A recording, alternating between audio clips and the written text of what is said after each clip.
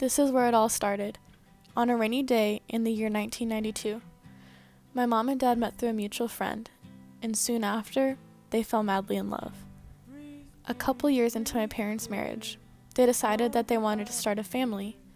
Soon after, I was born. July 18th, I popped out into this crazy world. I was a tiny baby, but soon I began to grow, and in the blink of an eye, I was 5. I was very spoiled growing up being the only child, but I was always content playing with my neighbor friends and having sleepovers with my cousins. I was always outside either riding my bike or climbing in the trees in my front yard. I needed to be doing something 24/7. I was a very busy child. I don't know what happened. Before, how could I have been so blind? You opened up my eyes. You opened up my eyes. My best friends growing up were the kids that lived on my street: Adam, Claire, and Joel. The 4 of us would always raise mayhem up and down the street, climbing on our neighbors' trees, and occasionally chasing the ice cream truck. I was also very close with my little cousin Erin. We did everything together, always wearing the same outfit, always ordering the same food at restaurants. Erin is like the little sister I never had. Everything kind of changed when I moved to Arizona, but I'll come back to that later. Like yours, ever love a heart like mine? How could I live before? How could I have been so blind? You opened up my eyes. You opened up my eyes.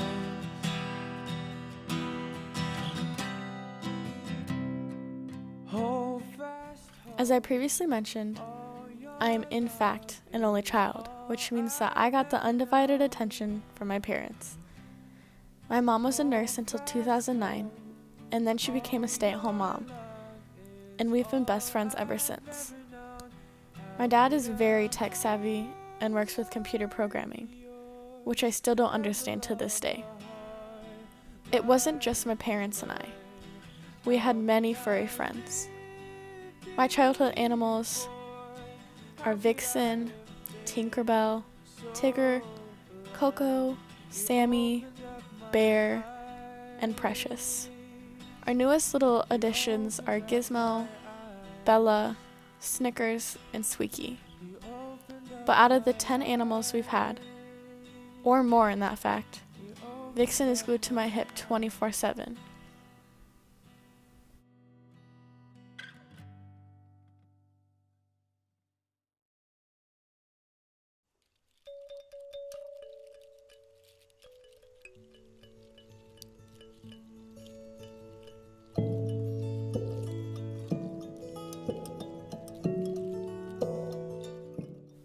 I guess one could say that I got my love for animals from my mom.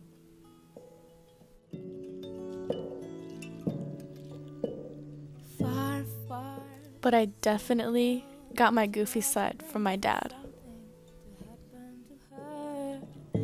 Every day she writes words and more words just to speak. Okay, back to how I ended up in sunny Arizona.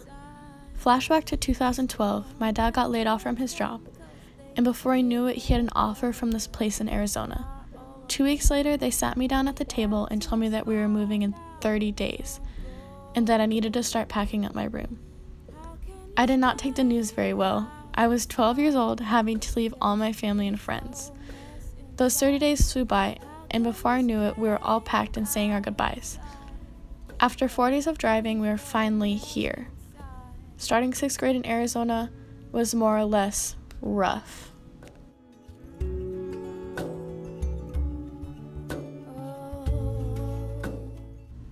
Entering high school, I was determined to get out of my comfort zone and try not to be so shy. I branched out and made some really awesome friends. Vanessa. We had freshman year gym class and world history together. We bonded over her dog's Instagram and how much we hated running. Sam, junior year psychology. Once we started talking, we couldn't stop. Also, everyone would make fun of us for always falling asleep during class. Gracie. We also had psychology together. We would always go shopping and make really stupid decisions together. Adam. We met in junior high, but really grew close when we started working at the same job.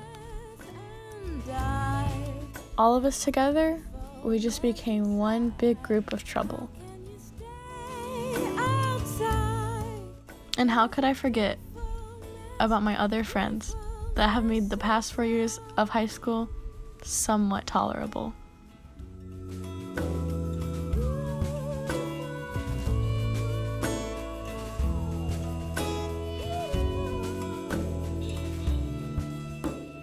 Far, far, there was this little girl. She was praying for something big to happen to her.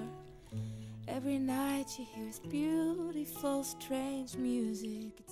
I started my first job in November of 2016 at Freddy's. I got to meet a ton of new people and grew close to a lot of them. We all have each other's back, and it's just like one big family. After about a year of working at Freddy's, I finally got a car. It was a newfound freedom being able to drive places and go to my friend's house without my parents. And of course, I gave it a name, Javier.